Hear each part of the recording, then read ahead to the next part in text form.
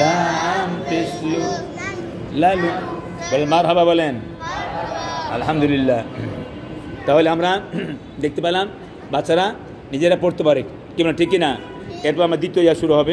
মিমে দেখেন, লাঠির মতো দেখা যায় তার নাম মিম, তার নাম মিম, তার নাম মিম। আবার যদি লাঠি না থাকে, যদি লাঠি না থাকে, যার মাথা নিচে, যার মাথা নিচে, তার নাম মিম,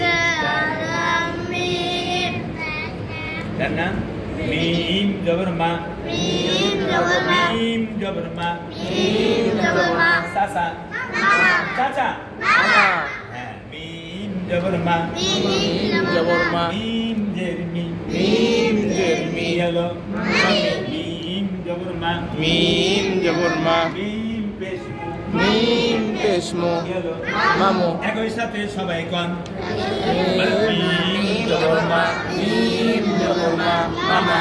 মিম জবর মা, মিম জের মি, মামি। মিম জবর মা, মিম পেশ মু, মামু। এই মিম অক্ষর আমরা শিখাইলাম। আর একটা তো শিখালে একটা তাজবিদ শিখাবো আমরা। দেখেন খেয়াল করে, আমরা পৌনে ছটায় ছুটি দেওয়া দেবো, 6:05 না ইফতার, পৌনে ছটায় ছুটি দেওয়া দেবো। 20 মিনিট আগে আপনারা বাসায় দেখতে ঘুরতে পারবেন বা উপরে গেলেও সমস্যা নেই।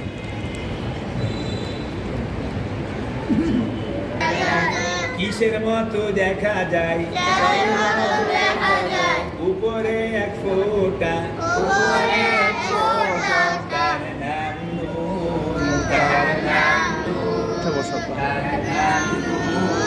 তার নাম আবার যদি চাঁদ না থাকে, যদি চাঁদ না থাকে, একটি আলের উপরে একটি ফোঁটা থাকিলে তার নাম নুন, তার নাম নুন। এই নুন জবর না, নুন জবর না, নুন জবর না, নুন জবর না, কি হলো না না, নুন জবর না, নুন জবর না, নুন জের নি, নুন জের নি, কি হলো নানি। নুন জবর না, নুন জবর না, নুন পেশ নু, নুন পেশ মু, নানু। নানু।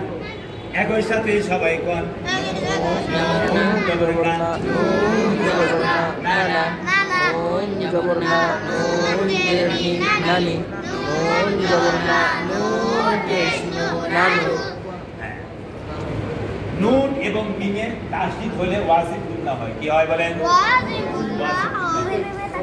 হ্যাঁ, নুনে মিমে তাসদীদ গুন্না করা ওয়াজিব।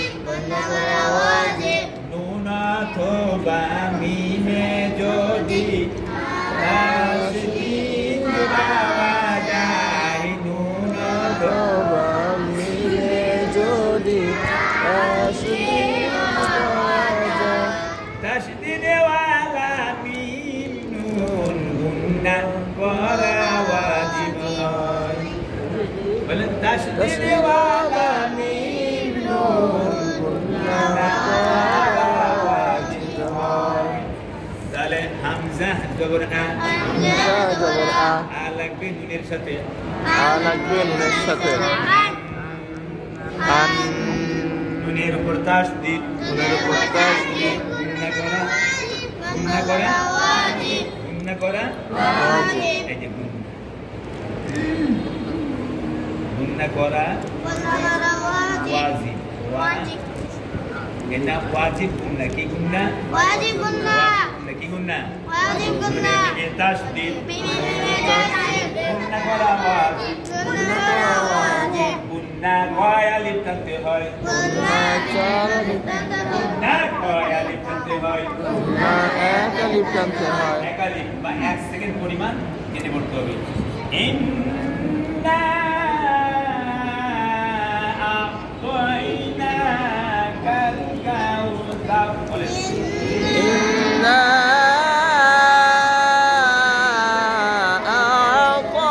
আ'তাইনাকাল কাউসার। ইন্না আম্মা আম্মা আম্মা আম্মা নাকের নাসি থেকে আওয়াজ বের করতে হয় এই সম্পর্কে আগামীকাল আরো বিস্তারিত বলবো। কেমন? আপনার একটা ছোট্ট একটা গল্প আমাদের আবিষ্কার করে বলেন, এটা দিয়ে বললে বাচ্চারা আরো সহজে বুঝতে পারে ওয়াজিবুন না কিভাবে আদায় করতে হবে। নাসিকা মুখ থেকে কেমন এটা আওয়াজটা বের হবে। কেমন? কথা বলছিলাম।